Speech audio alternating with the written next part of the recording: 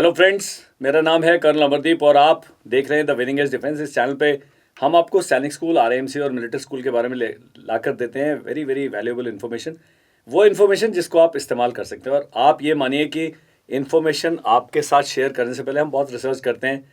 मेरे जो मित्र हैं सैनिक स्कूल्स में या आरएएमसी में, मिलिट्री स्कूल में, उनसे मैं बातचीत करके क्लैरिफाई करता हूँ, क्योंकि जो आपके दिमाग में डाउट्स आते हैं वो मेरे दिमाग में होते हैं। मैं भी एक पेरेंट हूँ, तो मुझे लगता है कि पेरेंट्स के दिमाग में छोटे छोटे शक सवाल हैं।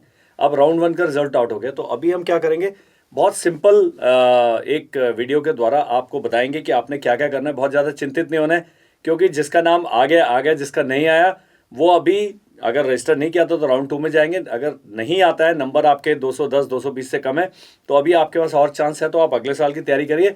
अदरवाइज अपना जो भी आप क्रियाकलाप कर रहे थे उसमें आप जुट जाइए। इंपॉर्टेंट डेट्स का ध्यान रखिएगा कि आपने जो एक्सेप्ट, रिकंसिडर और एग्जिट है, ये 21 तारीख को 12 बजे तक आपने कर देना है। अगर आप ये कोई भी ऑप्शन एक्सरसाइज नहीं करते हैं तो मान लिया जाएगा कि आपने ये एक्सेप्ट कर लिया है और यही आपका ऑप्शन है।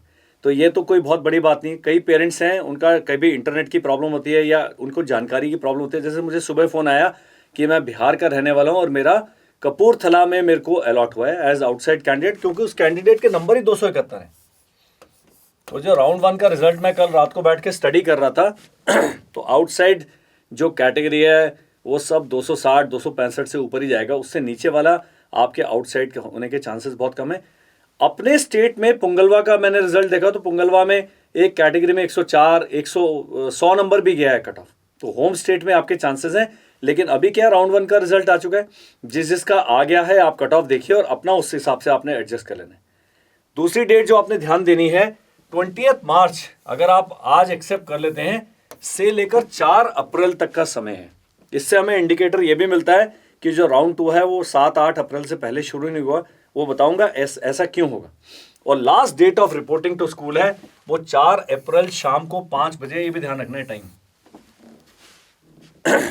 ये फौज है जो उन्होंने 1700 बजे लिख दिया, तो फिर 1700 बजे ही है। 1700 बजे मतलब शाम को 5 बजे। और ये जो वेरिफिकेशन और मेडिकल का है, जो डिटेल्स हैं आपको मिलेगा 20 मार्च को सुबह 8 बजे से ये शुरू हो जाएगा। अब इन्होंने जो इंस्ट्रक्शन दिए हैं उसमें एक स्क्रीनशॉट दिए हैं। सबसे पहले आपने क्या करना है, please sign in using the user name password set by you during AISSAC registration process. तो यहाँ यूजर नेम एंड पासवर्ड, आपका यूजर नेम तो एप्लीकेशन फॉर्म था, पासवर्ड आपने सेट किया था, उससे आपने लॉग इन करना है। सैनिक स्कूल अलॉटेड यहां पर आपको दिखेगा। जब आप यहां पर कैंडिडेट रिजल्ट चेक करते हैं कौन सा सैनिक स्कूल अलॉट हुआ है। अगर आप नहीं, आपने रिटर्न एग्जाम क्वालिफाई किया था लेकिन सैनिक स्कूल अलॉट नहीं है, तो यहां पर रिजल्ट नहीं आएगा, मतलब आपका नाम नहीं है। तो आपने नंबर 2 स्टेप में क्या करना है, क्लिक ऑन द रिजल्ट। यहां पर जब इस साइट पर जाते हैं, कैंडिडेट रिजल्ट, मैंने कहा था माई प्रोफाइल चॉइस वाला जो भरना था, और कैंडिडेट का रिजल्ट, यहां पर रिजल्ट चेक करेंगे। यहां पर आएगा इस बच्चे को सैनिक स्कूल घोड़ाखाल अलॉट हुआ है राउंड नंबर 1, और ये कौन सी कैटेगरी है, अदर अनरिजर्व, जो भी उन्होंने वो दिया हुआ है, बाकी सब दिया हुआ है। जेंडर एसोसिएटेड मेल दिया हुआ है, राउंड 1 का दिया है। कैंडिडेट के कितने मार्क्स आए हैं, 280 नंबर आए हुए हैं इसके। और इन्होंने क्या ऑप्शन दिया था, सैनिक स्कूल ऑप्शन दिया था। तो आपने ये सारी चीजें देखनी। नए सैनिक स्कूल का भी कट ऑफ है, सैनिक स्कूल का भी कट ऑफ है, वो भी धीरे धीरे कल परसों और आपके पास वीडियोस आ जाएंगे, आपको और क्लैरिटी मिल जाएगी। और जो अगले साल देने वाले हैं, ये जो अभी पेरेंट्स इस वीडियो को देख रहे हैं, जिनके बच्चे अगले साल अपीयर होंगे, वो भी ध्यान दें। इस वीडियो में काफ़ी सारी जानकारी है कि किस प्रकार से रिजल्ट आएगा, किस प्रकार से ई काउंसलिंग होगा। अब जब आप रिजल्ट देखते हैं, आपके पास 3 ऑप्शन, मैंने कहा था 3 ऑप्शन कौन सी हैं, एक्सेप्ट है, रिकंसिडर है, एग्जिट है। अब ये सबसे कॉम्प्लिकेटेड वाली है, रिकंसिडर। आपने 10 चॉइस भरी हैं टोटल। मान लीजिए आपने एक चॉइस भर दी, पुंगलवा भर दी, आपने भुवनेश्वर भर दिया, या आपने कोई ऐसा स्कूल भर दिया बहुत ही दूर है और आप उससे सेटिस्फाइड नहीं हैं, तब आप रिकंसिडर बटन दबाइए। लेकिन एक जो चीज़ ध्यान रखना है, जब आप रिकंसिडर बटन दबाते हैं तो आपकी जो सीट अलॉट हुई है ये अभी अगले राउंड में चली जाएगी, आपको नहीं मिलेगा। इसलिए अभी आप देखेंगे आउटसाइड कैंडिडेट्स की जो कट ऑफ है वो नहीं बताया गया, क्योंकि अभी काफ़ी लोग 21 तारीख के बाद ये सिचुएशन क्लियर होगी। कई लोग रिकंसिडर देंगे तो दूसरे बंदे का नाम ऊपर आ जाएगा, तो बहुत ज़्यादा हताश ना हो। मान लीजिए आपके उसकी कट ऑफ 260 गई है आउटसाइड कैंडिडेट के, आपके बच्चे के 259 नंबर है। एक स्थिति हो सकती है कि अगर कोई रिकंसिडर बटन दबाएगा तो ये सीट खाली हो सकती है और अगले बच्चे का नंबर आ सकता है। तो ये बहुत सारी परमुटेशन कॉम्बिनेशन है, कंप्यूटर द्वारा काम हो रहा है, हमें नहीं पता है किस प्रकार से कर रहे हैं, लेकिन अभी भी चांस है जो बिल्कुल बॉर्डरलाइन केसेस है। जिस बच्चे के 211 हैं वो तो भूल ही जाइए, 240 है भूल जाइए, लेकिन 260 का 259 258 वाले के पास अभी भी एक आशा की एक किरण है कि अगर कोई रिकंसिडर बटन दबाता है, क्योंकि ये सीट खाली हो जाएगी। और उन्होंने क्या किया है, 21 मार्च को 12 बजे तक ही ये चीजें क्लियर हो पाएंगी। 21 मार्च 12 बजे के बाद सब कुछ बिल्कुल एब्सोल्युटली क्लियर हो जाएगा। एग्जिट ऑप्शन आप दबाते हैं, एग्जिट मुझे नहीं लगता कि इतनी मेहनत करने के बाद बच्चे का नाम भी आ गया और आप बाहर निकलना चाहते हैं तो फिर वो किसी और उसमें पार्टिसिपेट नहीं कर सकता। अब यहाँ पर एक पेरेंट्स का जो सवाल है कि मेरे को राउंड 1 में सीट अलॉट नहीं हुआ है तो क्या मैं राउंड 2 के लिए अप्लाई कर सकता हूं? आप नहीं कर सकते, नो।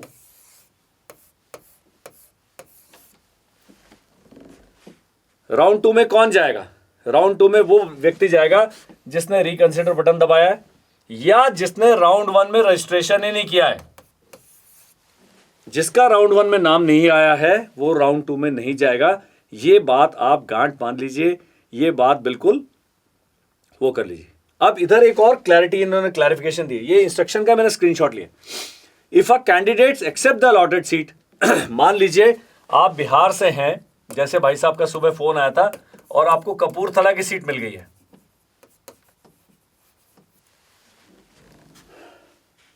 अब आपने दिए हुए समय में ये मेडिकल और डॉक्यूमेंट वेरिफिकेशन का काम करना है और उस समय कब तक है? 4 अप्रैल को शाम को 5 बजे तक। अगर आप नहीं करते हैं, failing to do so, candidate will not be able to participate in any further round of counselling. ये नहीं कह सकते कि मेरा बच्चा 280 नंबर लाया, उसका राउंड 1 में नाम था लेकिन हम किसी कारण से लेट हो गए, ये मान्य नहीं होगा। यहां लिखा हुआ है। इस करके वीडियो के इस हिस्से को आप बिल्कुल तसल्ली से देख भी लें, समझ भी लें। और डाउट आता है तो मैंने आपको बताया 7417920356 मुझे कॉल करेंगे। 25-30 कॉल आती हैं 1 घंटे के अंदर, वो नहीं होता संभव अटेंड करना। अब मैं वीडियो बना रहा हूँ, वो कॉल चल रही हूँ। आप क्यों नहीं इस नंबर पे हमें अपनी समस्या कर देते? गंभीर समस्या होगी तुरंत से मैं वापस कॉल कर दूंगा। अगर मेरे पास समस्या का समाधान होगा मैं ही बता दूंगा, अगर मेरे पास समस्या का समाधान नहीं होगा मैं उस व्यक्ति से बात करूंगा जो इस समाधान को पाने में मेरी मदद करेगा। इतना आपने हम पर भरोसा रखें। अब अगर आप रिस्पॉन्ड नहीं करते हैं, वो कह रहे हैं if the candidate who does not respond to the allotted seat will be allotted exit option. Kumbhakarna से आप रिलेटेड और सोते रह गए और आप करना ही भूल गए, ना एक्सेप्ट किया, ना रिकंसिडर किया, ना एग्जिट किया। तो अगर आप 21 मार्च दिन में 12 बजे तक 12 नून लिखते हैं इसको, ना AM है ना PM है, तो आपका अपने आप ही एग्जिट हो जाएगा और आप अगले राउंड में पार्टिसिपेट नहीं कर पाएंगे। अब वो कह रहा है कि candidate who has been allocated and accepted within the last date seat any allotted Sainik school should take a print out of the provisional allotment letter. अब यहां पर एक प्रोविजनल माने अस्थायी रूप से आपको अलॉटमेंट लेटर किया है, जनरेटेड थ्रू द सिस्टम। अभी आएगा कैसे करना है। Subsequently he she must complete admission formalities. 2 formality रह गए, मेडिकल रह गया आपका और फिजिकल वेरिफिकेशन ऑफ डॉक्यूमेंट रह गया with in the prescribe time. तो प्रिस्क्राइब टाइम क्या था? 4 अप्रैल शाम को 5 बजे। मैं दोबारा लिख रहा हूं यहां पर, ये 5 बड़ा लिख दे इधर।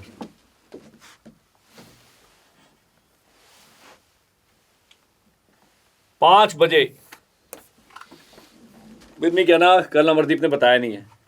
Fehling to report in person during the specified time window candidate will automatically be forfeited. तो सीट आपकी फोरफिट हो जाएगी। फोरफिट मतलब वापस छीन ली जाएगी एंड आप अगले राउंड में नहीं जा सकते। तो या तो आप मेडिकल में अनफिट हो गए, तो मेडिकल में अनफिट होने के तो बड़ा लंबा चौड़ा कार्यक्रम है, आप दोबारा अपील करेंगे, फौजी अस्पताल में आपका रीमेडिकल होगा, स्पेशलिस्ट के उधर जांच होगी, तब तक आपकी सीट होल्ड पर रहेगी। वो सीट नहीं आपकी जाने वाली है जब तक आपको फाइनली मेडिकल स्पेशलिस्ट अनफिट नहीं कर देता है, वो सीट होल्ड पर रहेगी। इसलिए कहा है राउंड 2 में कुछ ना कुछ सीटें पक्का आएंगी और कुछ सीटें हैं राउंड 3 में भी जाएंगी। लेकिन अभी के लिए आपके पास तकरीबन 10-12 दिन का समय है ये सारा काम पूरा करने के लिए, तो इसमें आपने गलती नहीं करनी है और कोई भी ऐसा स्टेप नहीं लेना है जिससे कि आपकी सीट कैंसिल हो जाए। अब यहाँ बताया 3 ऑप्शन है, एक्सेप्ट एंड कंटिन्यू, रिकंसिडर और एग्जिट। तो ये तो आप कैंसिल ही कर दो, एग्जिट वाला ऑप्शन तो लेना ही नहीं है। ज़्यादा से ज़्यादा बहुत ही दुखी है सिस्टम से, रिकंसिडर में डाल दो। अदरवाइज मैं आपकी जगह होता तो मैं एक्सेप्ट करता, क्योंकि अभी बिल्कुल थोड़ा सा सिस्टम चेंज हो गया। तो आपको हमने बता दिया कि एक्सेप्ट करने से आपका यहीं पर ख़त्म हो जाएगा काम। कई हैं जो लास्ट तक अपनी ऑप्शन रखना चाहते हैं कि सर मैं एक्सेप्ट भी कर लेता हूँ और मैं राउंड 2 में भी जाना चाहता हूँ, तो ये भी नहीं है। अगर आपने एक्सेप्ट कर लिया तो आप राउंड 2 में नहीं जा सकते, वहीं पर आपकी कहानी ख़त्म है। आप सीधा 20 तारीख का अपना रिजर्वेशन कराए, जिस भी सैनिक स्कूल का है वहाँ पहुँच जाओ, रेकी कर लो। मेडिकल का यहीं पर इसी में आएगा आपका कहाँ पर जाना है। तो मैं बताता हूँ मेडिकल के लिए कैसे आपने डॉक्यूमेंट डाउनलोड करना है और कौन कौन से डॉक्यूमेंट लेके जाने हैं, वो इसी वीडियो में कवर करते हैं। अब प्रिंट बटन आएगा जब आप एक्सेप्ट कर लेते हैं। Print button will appear here once you click the accept and continue button. Please take a print out. यहाँ से जो प्रिंट करेंगे आपके सिस्टम में होना चाहिए। मोबाइल फ़ोन पे आप करेंगे या किसी ई सेवा केंद्र में जाओ, वहाँ जाके लॉगिन करो, उसको बोलो दोस्त मेरे को प्रिंट आउट दे दे, एक की जगह 2 कॉपी निकालो। तो इसको ये क्योंकि लेके जाना है आपने, ये वो एयरपोर्ट की तरह नहीं कि मेरे मोबाइल पे चेक कर लो। वो कह रहा है आपने प्रिंट चाहिए, please take out a print out. सेना का सबसे अच्छी बात यह उन्होंने लिख देना है यहाँ पर जो जो आपसे करवाना है, फिर वहाँ पर आप कंफ्यूज होंगे जब आप सैनिक स्कूल में एडमिशन के जाते हैं। अब जब आपका स्कूल अलॉट हो गया, 1 या 2 दिन का समय दें। यहाँ पर इधर medical centre reporting date and time इधर आएगा। यहाँ लिखा है राजकोट में आपने जाना है, यहाँ लिखा है 17:03 बजे को पहुँच जाना है। तो इन्होंने अपना इसके लिए स्क्रीनशॉट लेने के लिए लिखा है। तो आपको यहाँ पर डेट और टाइम 20 मार्च के बाद का डेट और टाइम दिया जाएगा। आपने दिए हुए समय पर पहुँच जाना है। अगर वहाँ लिखा है 8:30 तो मेरी तरफ से आप 7:30 पहुँच जाओ। कभी ऑटो वाला घुमा देगा, कभी आपने कुछ ना कुछ गड़बड़ हो जाएगी, तो उस गड़बड़ से आपने बचना है और वो करना। बहुत ही लंबा चौड़ा मेडिकल फॉर्म है, वो मेडिकल फॉर्म भी दिखाएंगे। अब क्या क्या डॉक्यूमेंट लेके जाने, डॉक्यूमेंट का एक अलग से मैंने फॉर्मेट्स हैं। अब हम इसके बारे में और ज़्यादा बातचीत नहीं करेंगे। हमने क्या किया, सारे प्रिंट आउट कर लिए हैं। अभी सबके एक्सप्लेनेटरी नोट्स बना के हम क्या करेंगे, एक PDF बना देंगे, इसमें लिंक डाल देंगे। आपने लिंक क्लिक करना, सारे डॉक्यूमेंट्स का फॉर्मेट आपके पास चल जाएगा। Duly signed checklist with undertaking, original में चाहिए। एक अंडरटेकिंग है कि मैंने सारे कागज पढ़ लिए एज पर फॉर्मेट, मतलब इसका फॉर्मेट इधर दिया हुआ है, वो मैंने स्क्रीनशॉट में लिया नहीं। उसको डाउनलोड करें, उसको प्रिंट करें, उसको भर के लेके जाएं। प्रोविजनल एडमिशन लेटर अभी बताया था, ये जो प्रोविजनल एडमिशन लेटर जो अभी आपने प्रिंट किया है पीछे। एडमिट कार्ड गुम गया है तो फिर कुछ नहीं कर सकते। स्कोर कार्ड आपने NTA की साइट से डाउनलोड कर रखा है, एडमिट कार्ड अपने डाउनलोड करें। अब अगली कहानी है government issued photo ID proof of student, बहुत जरूरी है। Father mother and guardian containing address proof original चाहिए। तो अगर आपका आधार कार्ड है, आपका प्रिफरेबली आधार कार्ड लिखा है, यहाँ लिखा है एड्रेस का प्रूफ। मेडिकल फिटनेस रिपोर्ट, वो इसके साथ सैनिक स्कूल सोसाइटी का एक फॉर्म है मेडिकल फिटनेस का, इसके साथ में दिया हुआ है यहाँ पर। तो जब आप मेडिकल उसमें जाएंगे, इसकी 3 कॉपी लेके जाइएगा, तीनों भरवा लीजिए, तीनों पे साइन करवा लीजिए, ठप्पा लगवा लीजिएगा। जो मेडिकल बोर्ड है ये ओरिजिनल में आपने जमा करना है, एक अपने रिकॉर्ड कर रख सकते हैं। अब proof of date of birth competent government authority का है।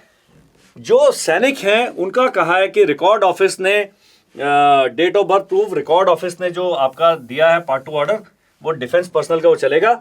और डिपेंडेंट सर्टिफिकेट जिला सैनिक बोर्ड का, उसमें लिखा है ओरिजिनल, वो भी चलेगा एक्स सर्विसमैन के लिए। स्टडी सर्टिफिकेट, इसका फॉर्मेट दिया हुआ है, काफ़ी खतरनाक है अभी।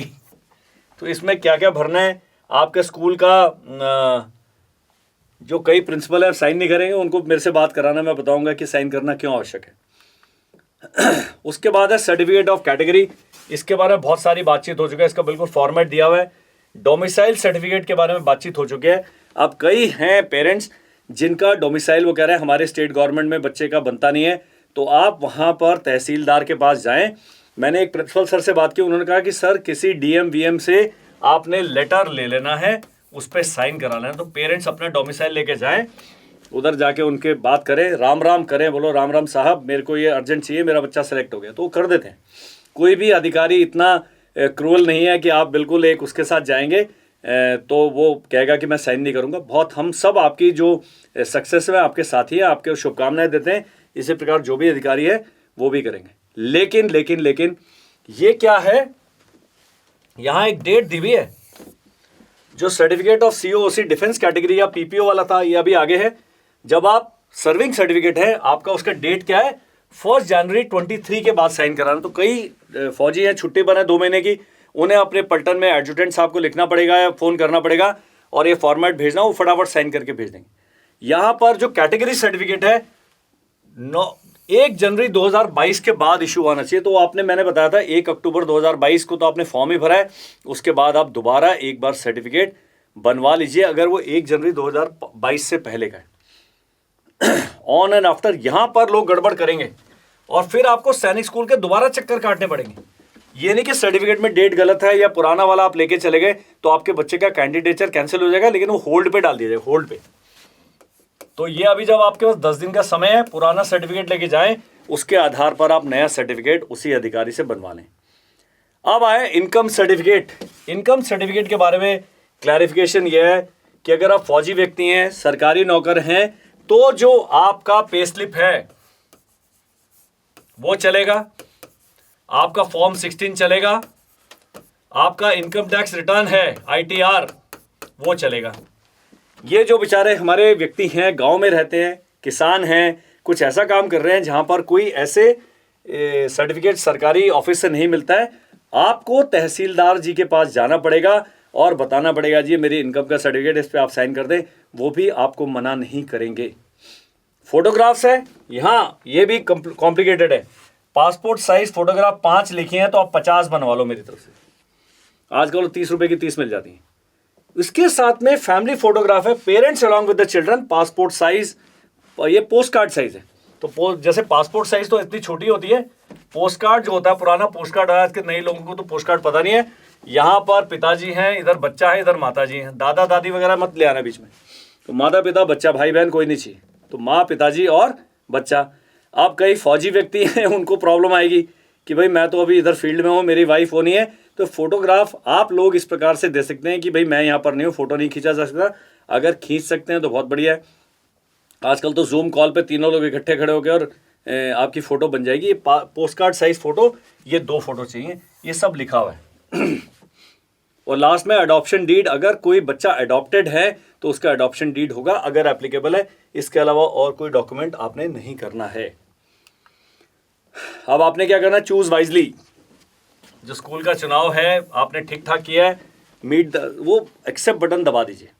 रिकंसिडर में जाने से मैंने बताया अभी 100 वैकेंसी थी, उसका 2 वैकेंसी बनेंगी खाली। ये तो आपको चैलेंज देखना पड़ेगा। मीट द टाइमलाइन, ये बहुत जिम्मेदारी वाला काम है। जो समय दे दिया है वो निगोशिएबल नहीं है। आप नहीं जा सकते, ताऊ जी जा सकते हैं, चाचा जी जा सकते हैं, बुआ जा सकती हैं, मौसी जा सकती हैं, माता जी जा सकते हैं, कोई भी है, लेकिन समय पर पहुंच जाना है। नहीं तो उस समय के बाद आपके बच्चे का कैंडिडेचर कैंसिल हो जाएगा, वो बिना बात की इतनी मेहनत आपकी वेस्ट हो जाएगी। एंड गेट करेक्ट डॉक्यूमेंट्स बहुत इंपॉर्टेंट है। बच्चे ने इतनी मेहनत करी, आप लोगों ने इतनी मेहनत करी है, केवल डॉक्यूमेंट्स की इनकरेक्टनेस की वजह से वो बच्चे का कैंडिडेचर कैंसिल नहीं होना चाहिए और आपको कॉम्प्लिकेशन नहीं होना चाहिए। फ्रेंड्स, जो हमारा राउंड 1 का जो इंस्ट्रक्शन है उसके बारे में केवल इंस्ट्रक्शन लेटर आप खुद भी पढ़ सकते हैं, उसको मैं पढ़ के सुनाता हूँ कि candidates who are allotted seat provisionally शब्द पे ध्यान देना है। ये जो आपका नाम आ गया है, आपका लिस्ट में नाम आ गया है, वो अभी प्रोविजनल है। आप समय पर सारे काम करेंगे, मेडिकल में फिट होंगे, सही डॉक्यूमेंट लेके पहुंचेंगे, तब जाके वो क्लिक होगा, आपका कंफर्म होगा। 21 मार्च 12 बजे से पहले आपने यहाँ पर टाइमलाइन पे कंफर्म कर देना है। ऑप्शन यहाँ पर एक्सप्लेन करिए, तो ऑप्शन यहाँ पर आप एक्सप्लेन इसका देख सकते हैं। ये बड़ा कर दिया मैंने। रिजल्ट जो आ गया उसमें 3 ऑप्शन हैं। ये इंस्ट्रक्शंस हैं आपके, इसके साथ में जब आप AISSAC की वेबसाइट पे जाते हैं तो इंस्ट्रक्शंस हैं जो राउंड 1 की काउंसलिंग के लिए जो सैनिक स्कूल सोसाइटी ने डिक्लेयर किया है, तो इस पर आपने ध्यान देना है। ये 21 मार्च 12 बजे से पहले यहाँ पर क्लिक करेंगे तो टाइमलाइन खुल जाएगा, आपको टाइमलाइन बताया गया। ऑप्शन दिया गया एक्सेप्ट, रिकंसिडर और एग्जिट, वो मैंने वीडियो में बिल्कुल ढंग से एक्सप्लेन कर दिया है, उस पर आपने करना है। स्क्रीनशॉट नीचे दिए हैं, स्क्रीनशॉट मैंने अपने वीडियो में बता दिए। अब क्या है मेन चीज, the list of documents along with the format is available. इस जगह पर सारे डॉक्यूमेंट्स की लिस्ट अवेलेबल है, वो मैंने वीडियो के अंदर कवर करा है, उनको आप देखिएगा। और वो डॉक्यूमेंट क्या है यहाँ पर ऊपर देखेंगे, सारे डॉक्यूमेंट्स का हमने वो कर दिया है। बहुत ज़्यादा मेडिकल वाला खोलेंगे तो बहुत ही लंबा है। Study certificate, OBC serving certificate है और एक इनकम सर्टिफिकेट है। तो ये 3-4 सर्टिफिकेट्स हैं जो आप वेबसाइट से सीधा डाउनलोड करें, उसमें भरें। कहीं डाउट होता है तो हमने अपना नंबर दिया है वीडियो में, आप उसको पक्का देखें। स्क्रीन पर ये नंबर आ रहा होगा, उसको पक्का देखिए और इसमें आपने पार्टिसिपेट करना है। यहाँ पर आपने स्टेप 1 क्या है, reporting at the medical centre. तो आपने मेडिकल सेंटर में रिपोर्ट करना है।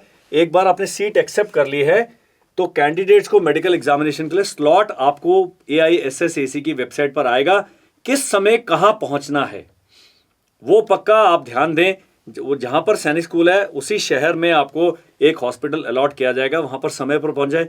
हॉस्पिटल में जो वहाँ पर स्टाफ है उनको इंस्ट्रक्शन मिली होती हैं सैनिक स्कूल सोसाइटी की तरफ से कि आपने टाइम लिखना है। ऐसा नहीं होगा आप वहाँ पहुँचे डॉक्टर साहब है ही नहीं, तो वहाँ एक अलग से आप रिसेप्शन पे जाएं, बताइए हम सैनिक स्कूल से के एडमिशन के लिए आए हैं, हमारे बच्चे का मेडिकल होना है। मेडिकल फॉर्म के आप 3 कॉपियाँ घर से लेके जाएं प्रिंट आउट करके। वो डॉक्टर साहब ने एक एक, वो काफ़ी भागना पड़ेगा। आइज कोई चेक करेगा, सर्जिकल करेगा, मेडिकल स्पेशलिस्ट है तो अपना खाना पीना अपना साथ में लेके जाएगा जब मेडिकल। और 1 या 2 दिन मेडिकल में लग सकते हैं, 3 दिन भी लग सकते हैं, तो उतने दिन आपने रहने का अरेंजमेंट करना है। अब लास्ट डेट क्या है, 4 अप्रैल है। तो मैं अगर आपकी जगह होता मैं 1 अप्रैल तक अपना सारा कार्रवाई खत्म कर लेता। भारत में कोई भी जगह इतनी दूर नहीं है जहां पर आप 6 दिन में नहीं पहुंच सकते। तो 20 तारीख को अगर आप चलते हैं तो आप 26 को पहुंच गए, आप 27, 28, 29 को आपने मेडिकल कराया और स्कूल में पहुंच गए हैं कि सर हमारा मेडिकल हो गया है, आप हमारे डॉक्यूमेंट वेरीफाई कर लें। अगला जो स्टेप है, physical verification of documents by allotted school. अब स्कूल के अंदर जो स्टाफ है, उनके जो प्रिंसिपल हैं, उनके जो एडमिनिस्ट्रेटिव ऑफिसर हैं, उनका जो क्लरिकल स्टाफ है, उन्होंने पूरा अरेंजमेंट करके रखा है आपके वो मेडिकल डॉक्यूमेंट चेक करने का। सारे इकट्ठे पहुंच जाएंगे तो थोड़ा वेट करना है, आप बहुत ज़्यादा वहाँ भीड़ नहीं लगानी है, कुछ नहीं करना है, वो बिल्कुल तसल्ली से काम करेंगे। आपके ऊपर क्या जिम्मेदारी बनती है, आप सारे डॉक्यूमेंट सही से लेके जाएं। अगर सही नहीं लेके जाते हैं तो गड़बड़ होगा। अब वो कह रहे हैं अब ये दोनों चीज़ें पूरी हो गई, फिर आपने क्या करना है, स्टेप 3 है payment of fee. After completing the above 2 steps any other admission formalities pay the fee and get the admission confirm. अब एक पेरेंट का था कि क्या हम बच्चे को वहीं छोड़ाएंगे, ऐसा नहीं होगा। आपको डेट दी जाएगी जिस दिन बच्चे ने स्कूल को ज्वाइन करना है, तो आप बच्चे को लेके जाएं, वहाँ पूरा स्कूल वूल दिखा दें, सब पूरी बैरक्स दिखा दें, उनकी लाइन्स दिखा दें, स्कूल की फैसिलिटी दिखा दें, थोड़ा और मोटिवेशन मिल जाएगा भाई साहब को। बहुत सारे बच्चे हैं जो पहले हफ्ते में छोड़ के भागेंगे भी, ये भी आप लिख के ले लीजिए अगर आप उसको साइकोलॉजिकली तैयार नहीं करते। अब ये है, it is the candidate's responsibility to plan their travel in such a way. आप ये नहीं कि 4 तारीख को ही पहुंच रहे हैं, आपने मेडिकल का मैंने बता दिया कम से कम 3 दिन मान के चलिए। बहुत सारा हॉस्पिटल्स पे लोड होता है, डॉक्टर्स बहुत सारे स्पेशलिस्ट के पास आपको जाना पड़ेगा। ये मेडिकल फॉर्म मैं दिखाता हूँ आपको, ये मेडिकल फॉर्म देखेंगे तो बहुत ही लंबा फॉर्म है, तो देख के डर गया। और सबकी हिस्ट्री मांगी है उन्होंने, भाई बहन अगर हैं, अगर नहीं है तो नॉट एप्लीकेबल NA लिख दें, वो छोड़ दें। ग्रैंडफादर ग्रैंडमदर अगर जीवित हैं तो पक्का लिखा। अब यहाँ नहीं पूछा कि दादा दादी है कि नाना नानी है। और अगर अलाइव हैं तो उनकी एज लिखनी है, हेल्थ लिखनी है। अगर उनकी डेथ हो चुकी है तो ईयर ऑफ डेथ लिख दें, कॉज ऑफ डेथ लिख दें, नेचुरल कॉजेज लिख दें। अगर किसी बीमारी से हुई है तो थोड़ा हिस्ट्री का पता होना चाहिए। और ये डॉक्टर साहब, अब यहाँ पर फैमिली हिस्ट्री आपने बतानी है। TB है, ये डायबिटीज़ है, हीमोफीलिया, मेंटल डिजीज़ है, हाइपरटेंशन है, हार्ट डिजीज़ है, ब्लीडिंग डिसऑर्डर है, कोई रतौंधी वगैरह तो नहीं है। ये आपके अपने परिवार में पता होता है। ये फैमिली हिस्ट्री ऑफ, अगर माता या पिता को, इसमें दादा दादी की नहीं लिखनी है। If yes relation of the candidate, तो relation of the candidate father mother, किसको अगर ऐसी बीमारी है उसको छुपाना नहीं है, क्योंकि कोई चीज़ें होती हैं हेरिडिटरी होती हैं, माता पिता से बच्चों में जाती हैं। तो जब आप सैनिक बनने के लिए जा रहे हैं तो ये जानना उनके लिए ज़रूरी है। अब personal medical history in brief, आपकी हड्डी टूटी थी, आपका ये जो था थोड़ा आपने कहीं चोट वोट लगी, कुछ खुजली हो गया, उसका इलाज कराया, छोटा ही लिखना है। कोई मेन कोई बीमारी हुई तो लिखना है। अब ये क्या आप इनसे सफ़र करते हैं, ये आपने खुद भरना है, ये बाकी नहीं बताएंगे, ब्रोंकाइटिस, अस्थमा, ये वो। लेकिन ये मैं चाहूँगा जब डॉक्टर साहब के पास फॉर्म लेके जाएं, खाली लेके जाएं, ये एक फॉर्म का एक फ़ोटोकॉपी कर लो, उसमें अपना डिटेल भर लें, वहाँ डॉक्टर साहब से सलाह लेके फिर आप भर दें। तकरीबन 1 घंटे के करीब लगेगा तीनों फॉर्म भरने में, कोई चिंता नहीं। Nature of disease and brief, any other information, अगर आप कुछ अपनी हेल्थ के बारे में, योर हेल्थ मतलब बच्चे की हेल्थ, उसके बारे में, क्योंकि बच्चे का मेडिकल हो रहा है, माता पिता ने अपनी हेल्थ की डिटेल नहीं लिखनी है इसमें। अब क्या हो गया है, यहाँ पर ये सारा डोसेज है, vaccination, attach card for reference, अगर है यस नो है, नहीं है तो जब सैनिक स्कूल में बच्चा जाएगा वो सारे उसको टीके लग जाएंगे। अगर आपके पास रिकॉर्ड है तो अपने इस समय बक्सा खोलने का समय है, ये सारे आप कागज़ निकालिए और आप इनके साथ कार्रवाई करते रहिए।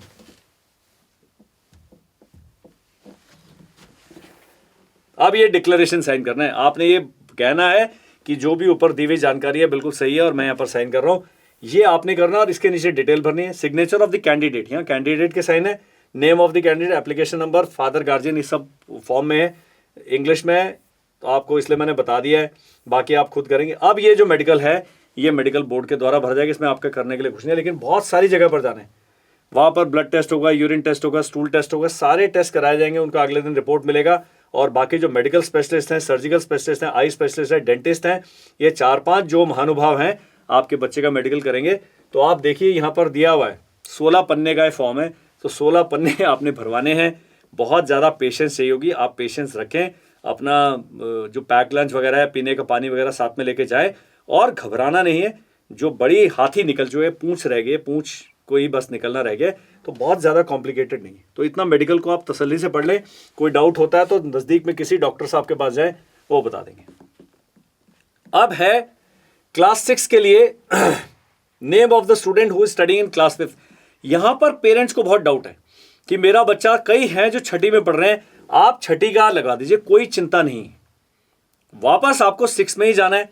अब यहां जेंडर लिखा है, प्लीज पुट मार्क, तो इसको भी ठीक भरना है। यहां डेट ऑफ बर्थ भरते समय अभी मैं आपसे गुजारिश करता हूं कि गड़बड़ ना करें। फॉर्म भरते समय इतने वीडियोस लोगों ने बनाए, हमारा तो चलो हम नया इंस्टीट्यूट है, लेकिन बहुत पुराने पुराने धुरंधर लोग बैठे, इतने डिटेल में वीडियो बनाए, फिर भी आधार नंबर गलत भर दिया, अपनी कैटेगरी गलत भर दी। अरे यार, इतना काम तो खुद कर लीजिए। और यहाँ पासपोर्ट साइज फोटो रख दिए, कैंडिडेट की, माता पिता के लगेंगे, उस बच्चे के लगेंगे। आधार नंबर है, अभी ये क्या है, आधार नंबर ऑफ द कैंडिडेट डालना है आपने, आइडेंटिफिकेशन मार्क डालना है, एनुअल इनकम पेरेंट्स डालना है, तकरीबन लिखना है इतनी है, नेशनलिटी इंडियन है, रिलीजन जो भी है, हिंदू मुस्लिम सिख ईसाई जो भी है वो लिख देना आपने। आप यहाँ पर स्कूल का लोकेशन लिख देना है, सब प्रिंसिपल साहब को बिल्कुल पता है क्या भरना है। यहाँ पर स्कूल के प्रिंसिपल, हेडमास्टर विद सील, मोहर लगानी नहीं भूलनी है। उसके बाद स्टडी सर्टिफिकेट फॉर क्लास 9, यहाँ लिखना है क्लास 8 में बच्चा पढ़ रहा है, क्लास 9 में पढ़ रहा है, कोई चिंता की बात नहीं है, वो इतना एक्सेप्टेबल है। आपने स्कूल से सर्टिफिकेट साइन कराना है। कुछ हैं शेर, वो कहते हैं जी हमारे 2 बच्चे के स्कूल बंद हो गए, एग्जाम खत्म हो गए, स्कूल का जो ऑफिस है वो खुला होता है, आप जाएं, उनको बोलें भाई मैं अपनी बाइक पे बिठा के, अपनी कार में बिठा के ले जाता हूँ, क्लर्क को प्रिंसिपल साहब के पास ले जाएं, ऑफिशिएटिंग प्रिंसिपल है, उनका ठप्पा लगा लें। इस डॉक्यूमेंट में गड़बड़ नहीं करते हैं, गलत डॉक्यूमेंट आपने जमा नहीं करना है, ये भी ध्यान रखना है। ओबीसी सर्टिफिकेट ये है आपका, जो सर्टिफिकेट है, डेट बताया, ये सारे सर्टिफिकेट जो है कास्ट सर्टिफिकेट 1 जनवरी 2022 के बाद साइन होने। अगर उससे पहला सर्टिफिकेट है, आपने पुराना सर्टिफिकेट लेके जाना है, दोबारा इसको साइन कराना, इसमें समय लग सकता है, इसलिए वीडियो आप थोड़ा ध्यान से देखिएगा। और फौजियों का देखो कितना सिंपल है, इसलिए मैं कहता हूं फौज में जाओ। ये सर्विंग सर्टिफिकेट 3 लाइनें हैं इसमें खाली, वो देखिए, बाकी सर्टिफिकेट कितने कॉम्प्लीट है। भारतीय सेना देखो कितना अच्छे से काम करती है। तो ये आपने कर देना है, this is to certified that number so and so यहाँ पर कार्यरत हैं। और ये है ex serviceman are required to submit relevant proof of pension payment order. तो जो पुराने जो रिटायर्ड अपने फौजी भाई हैं, वो पेंशन पेमेंट ऑर्डर आपने पीपीओ करना है, और डिस्चार्ज बुक का आपने उसकी फोटोकॉपी करनी है, ओरिजिनल साथ में ले जाना, ताकि वहाँ पर वेरीफाई कर सके। हमारा अभी RIMC का क्रैश कोर्स शुरू होगा 16 अप्रैल को। भाई अपनी बात भी तो करनी है हमने। और 16 मई से मॉक टेस्ट की सीरीज शुरू होगी। सैनिक स्कूल क्लास 6 एंड 9 जिसके बैचेस चल रहे हैं, आप कभी भी ज्वाइन कर सकते हैं। ये लंबी पढ़ाई है, 2024 की जनवरी में एग्जाम होगा, 3-4 हम रिवीजन करा देंगे। आप जब भी ज्वाइन करते हैं, आज ज्वाइन करते हैं, कल करते हैं, 1 अप्रैल को करते हैं, 1 जून को करते हैं, 1 मई को करते हैं, उससे कोई फर्क नहीं पड़ता। और ऑफलाइन बैच देहरादून में हम शुरू कर रहे हैं 1 अप्रैल से। Sainik school, military school class 6, class 9 then RIMC के लिए। इतना बड़ा नंबर, और उसके भी नीचे मैंने व्हाट्सएप लिख दिया है, व्हाट्सएप ही करना है आपने 7417920356। That is all that I had to share. मुझे उम्मीद है इस वीडियो से आपको लाभ होगा, आप देखेंगे, शेयर करेंगे। और आगे आने वाले जो व्यक्ति हैं, जिनके बच्चे अभी सैनिक स्कूल जाने वाले हैं, जो कहीं पर भी कोचिंग ले रहे हैं, उससे कोई फर्क नहीं पड़ता, ये वीडियो देख के आपको थोड़ा फायदा होने वाला है। This is what I feel. Thank you, bye bye and जय हिंद।